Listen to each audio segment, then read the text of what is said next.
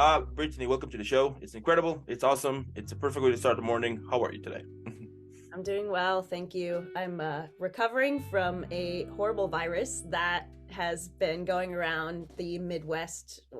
Actually, I'm finding folks in my friends in like New York and LA Oh, are being sick too. So I think there's just like this weird, it's not COVID, it's just like a nasty 4 or 5 day virus. And hmm. that's when I went to urgent care. They were like, it's going to last like 4 days and you're going to be fine. Oh, And have some residual stuff, but we are rearing back in. This is kind of my first full day back into the game. So I love it. I love it. I love it. yeah, And yeah. So as I said before, welcome to the show. It's incredible also that you feel much better. So that's super yes, cool. yes, And thank jumping straight to the interview now.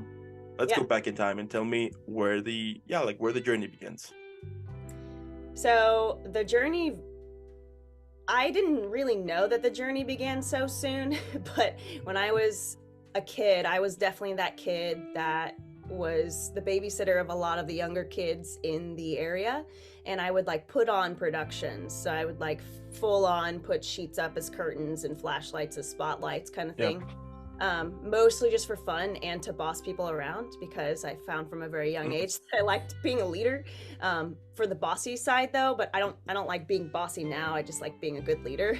But so I was definitely really into this kind of stuff as a kid, but I actually thought that I always think I knew I was going to be some type of performer, but I thought I was going to be like a music performer on tour with like the Jonas Brothers. Like that was my dream Okay. for a really long time, was to be on tour with the Jonas Brothers as like their opening artist or like guest artist or whatever. Um, and then whenever I went to college, before I went to college, I'd asked my high school drama teacher if I could pursue some kind of theatrical element in the real world, like for a career. And she told me you could teach it, and with no harm in that statement. And I was like, cool. So I went to college originally to study secondary education, to teach like English and then speech and debate and theater and stuff like that, because I loved it so much in high school. High school was my first like really good go at theatrical productions. And then my first semester of college, at the end of the semester, there was a jazz choir that had a couple of spots open up to audition for. And the problem was, for the next semester, the rehearsals would take place during one of my major education courses. And so it was either I was going to audition and get in and have to drop the education major and just do theater, Mm. or I was going to not audition and just keep doing education. So I was like, okay, if I audition, get in, I'll drop education and just do theater. And that is exactly what happened. So I got into that choir, and then from there on, I was like, oh yeah, I don't know why I ever thought I wanted to be a teacher, Mm. because I definitely want to be a performer. I like teaching like one-off cases, like master classes and stuff like that, but in a classroom setting, that's just not where I want to be, and that's not where my skills lend itself to be. So that's kind of where we started. It's always kind of been there. It's just been bubbling up and festering up. I was also an athlete as a kid, so like now that I'm in Okay. stunts as well, that totally makes sense too. So all of this is just kind of bubbled up to being. I'm one of those fortunate enough people to feel like I've known for a really long time what I wanted to do, and I Mm. never really did a lot of dancing around on it. That's incredible. I love it. Yeah. That's so cool, and also the fact that back when you were little, you could, like, there was something about it along the way that you were like meant to do that. As we were like talking before, that I do think that we come to this world for a reason. Hmm. But I mean, sometimes we need to find that reason. We need to find Yeah. the reason with that. And once we find it, we need to work it on. And it's so cool the fact that since very little, you were like already kind of targeting um that area. That's pretty cool. Yeah, yeah. I think it all kind of develops, and sometimes one thing kind of happens after another to lead you to exactly what you're supposed to be doing. It's never just that specific Totally, thing. totally. Being open to that, I think, has been really important for my growth as an artist. Yeah, yeah, I love it. And like, tell me like how you prepare a character. Now I get it that depends on the role, but what is your usual approach when you are in this like when you are like making those first steps on creating a character, what's the thing you always do? I would say the first thing that I always do is probably read the material several times. Because there's no way you're gonna get all that you need to get out of just like one read through or two read throughs. So I would say that my process in preparing a character is honestly relatively simple. I don't have any like magical things that I do to help me get to where I need to go.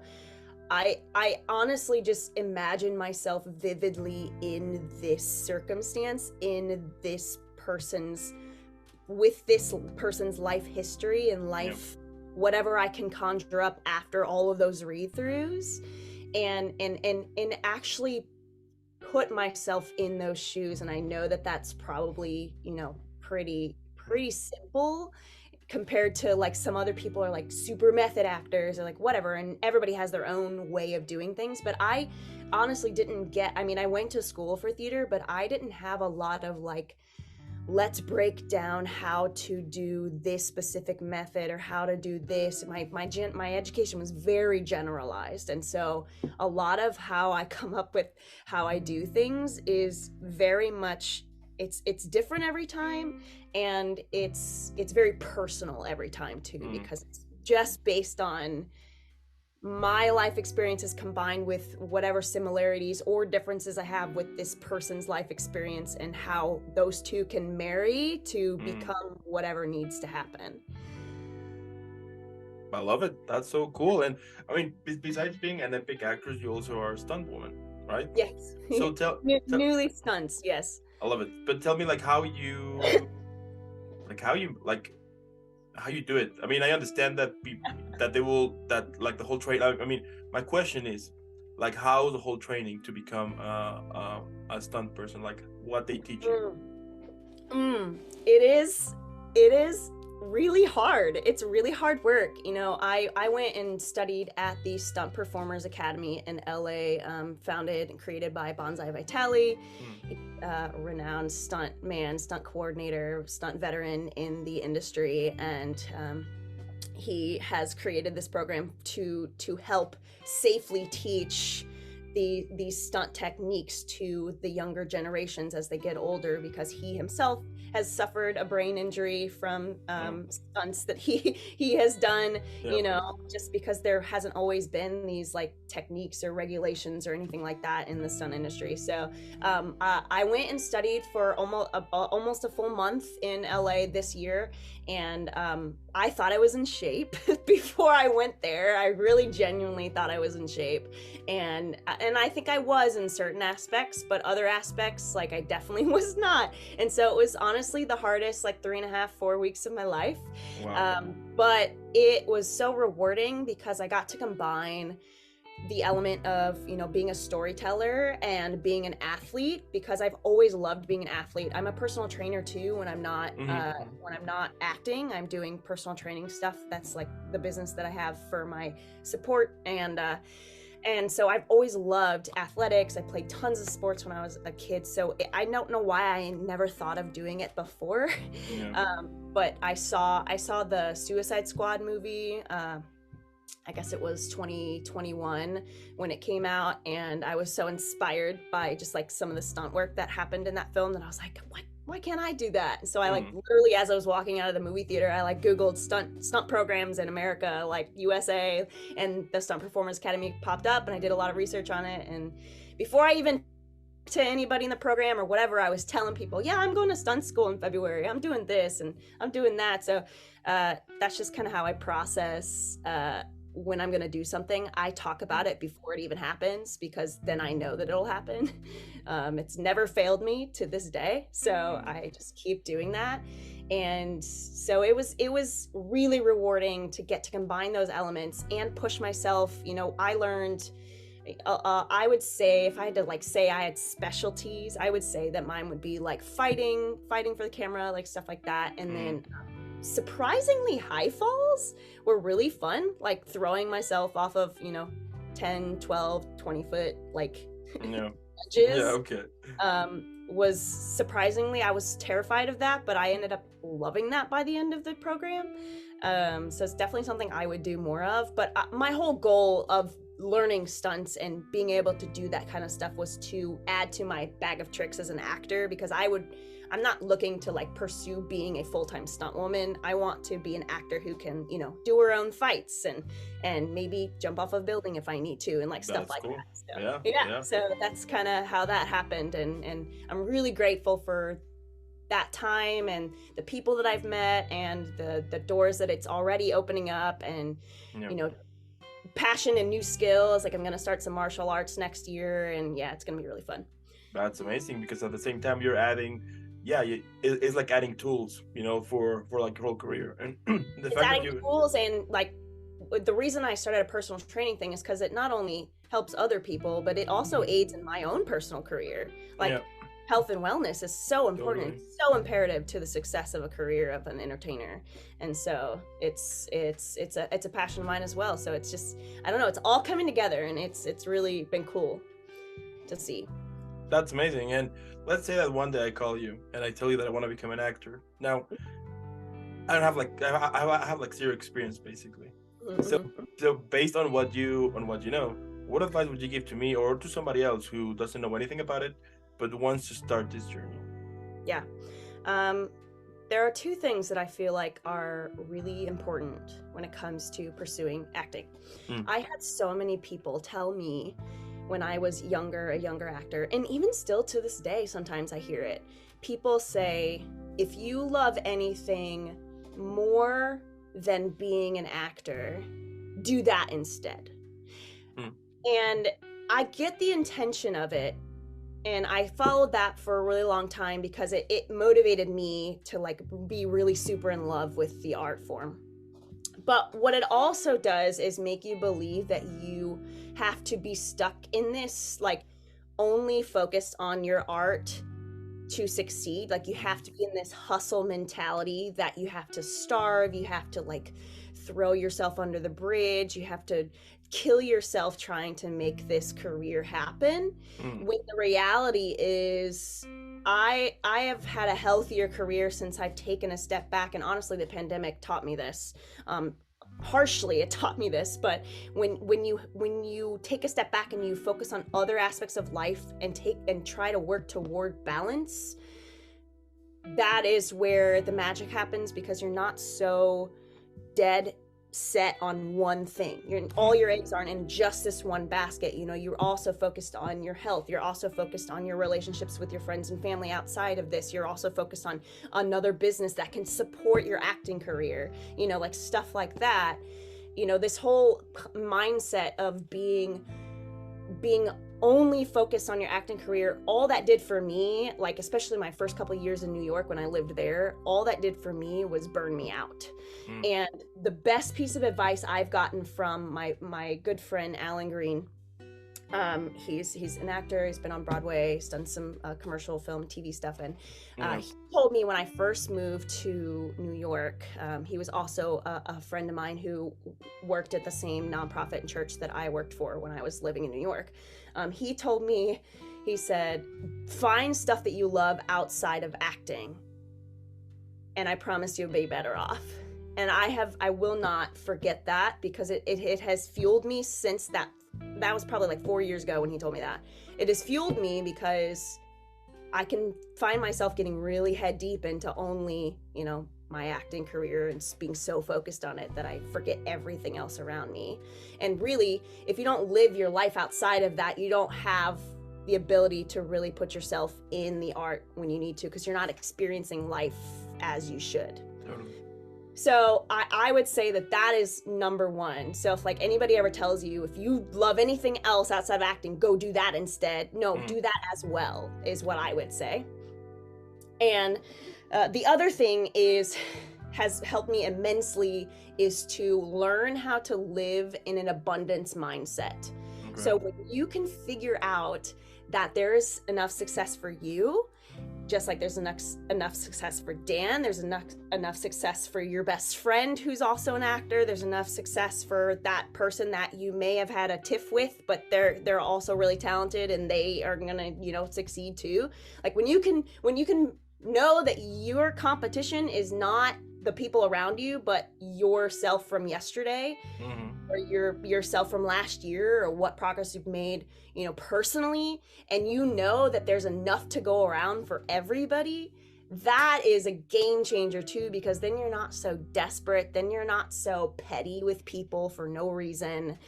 And you just know that what you have to offer is valuable, and what you are going for, you believe in yourself, and you don't need anybody to tell you otherwise. You're just going to keep going. So I would say those are the two things. I think they're kind of deep for like people who are first starting out, but I think if you can figure those things out early, you're going to be so much better off than so many people out there, because so many people are like dog eat dog, and so many people like think they have to kill themselves to make it. And I just don't believe either of those things are actual reality, because my experience tells me otherwise. The times that I've been like that, I've actually been depleted and borderline depressed and not able to do my art correctly. But when I balanced myself out and I've believed that what I have to offer is valuable and what the other person has to offer is valuable, and we can all work together and cheer each other on, I've had way more success because I haven't been worried about what they're doing, only what I'm doing. So that's what I would say for I love it. That's pretty good. That's pretty amazing. Okay. Yeah. Okay. Yeah, I love about, yeah. So moving on here. Let's say that, you know, one day, right? Netflix, HBO Max, Disney Plus, they call you and they got this idea in which basically goes that all of the characters you have played at the moment, like all of them, will gather to celebrate your birthday. Tell me, what would be the name of that film? I would say the first thing that comes to mind is the title of a solo cabaret that I produced a few years ago called Part of Me. I think it would be called Part of Me because I like to take something from every person that I have embodied with me along for the rest of my life. And I feel like everything that I've been able to do to this point has made me the artist and person that I am. And so I think it's all a part of me. And so I think the title of the film would be Part of Me. And that would be a very interesting birthday party because I have not played a like the same type of character at all. It's been very eclectic. Yeah. So. Okay. Yes. Now, what about if you had to describe your whole career but on a drink? Which one would you choose? I mean, you can either choose one that it's already been, you know, made, or you can create your own. Oh God, I don't know if I'm creative enough to create one. I don't drink too much, but I would say if I had to pick one, just because I feel like for the most part my career has been really, really sweet and really empowering. But also, I mean, there's obviously been moments of like tartness or like whatever, if I'm going with like flavor profiles here. I would say probably something like a tequila sunrise. Okay. Like, first of all, I just love orange juice. So, so anything with orange juice. My initial instinct though too would be just like something as simple as a gin and tonic, because like I said, like I don't feel like I do anything that extraordinary to like get the success that I get other than just like head down, you know, head down and going after it and just, you know, listening to feedback and taking what I need that works for me and going with it. But I would say tequila sunrise is probably the best bet for that. And how you call it? I mean, like, let's say that I go to this bar and I want that drink. How do I call it? I would say a tequila sunrise. That's what I would say. Okay, okay, fair enough, fair enough. Now, like my last question here is like, what motivates you? You know, we all have those days, right? In Yeah. which we basically just want to quit. You know, we think that it's been a waste of time. You know, that we are just not doing anything with our lives. Anyway, so my question here is like, what pushes you back into this road that you have created for so many years now? Yeah. Um, I would say two things. One is I really truly do have this just undying Hmm. sense of belief in myself. And I think that, you know, if you're new to something and you're just starting out, like believing that you can do it, even if you start from square one, goes a really long way. So I think when I'm really, really, really deep down, like sad and not feeling confident or whatever, I Hmm. always go back to, but you know that you are meant for something greater. And so then for the something greater, I really believe in the work of being an artist as almost philanthropic, Yeah. because I believe that telling stories that, you know, can bring somebody to a place of vulnerability, whether that is laughter or crying or just feeling something, anger, Hmm. whatever. I mean, I've felt so many different emotions watching television or shows or whatever. I think that is so special to like not even have ever had contact with these people, but yet like I'll do a show and people come up to me and be like, wow, I really saw myself in this moment, or wow, I you made me cry. And my response to that is I always say I love making people cry, but it's not because I like making people cry in a bad way, but because Yeah. that's a But, vulnerable experience. And when people tell me that I made them cry, or that I made them think about something in a way that they hadn't thought about it before, that is like them opening themselves up to sharing that vulnerability with me, and that's so special. And so I think that what genuinely motivates me is knowing that I can connect with people. hmm. We are a body of mammals that are meant to connect with one another, and the fact that I can do that through an art form that not only satisfies me and my like love for, you know, problem solving and understanding people and learning more about a circumstance or why somebody acts the way they act or whatever, and combining that with connecting to another human in a way that I may never understand, is just really special. And I think that that is what ultimately motivates me, other than just loving challenges and loving growing and loving learning new things. I think that ultimately that connection and meeting new people and creating stuff that really impacts the world, as people have already done, is like my number one motivator, I would say. I love it. That's that's super inspiring. But and it's amazing. And the fact that you're doing it, you know, because as simple as it may sound, because it what makes you happy, we all know that sometimes it can take years or even your whole life to discover what you actually want to do in life. You know, the fact that you found it, you're working on it, and you're having results. I think that's proof enough for everyone here that dreams can come true. You know, Yeah. so I love that.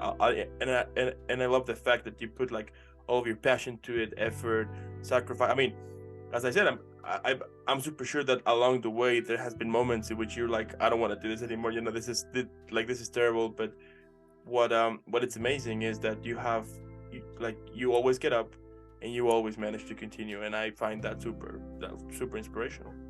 Yeah, thank you. I also lean into, you know, reading stories of people that I admire too. I've started recently reading more every day.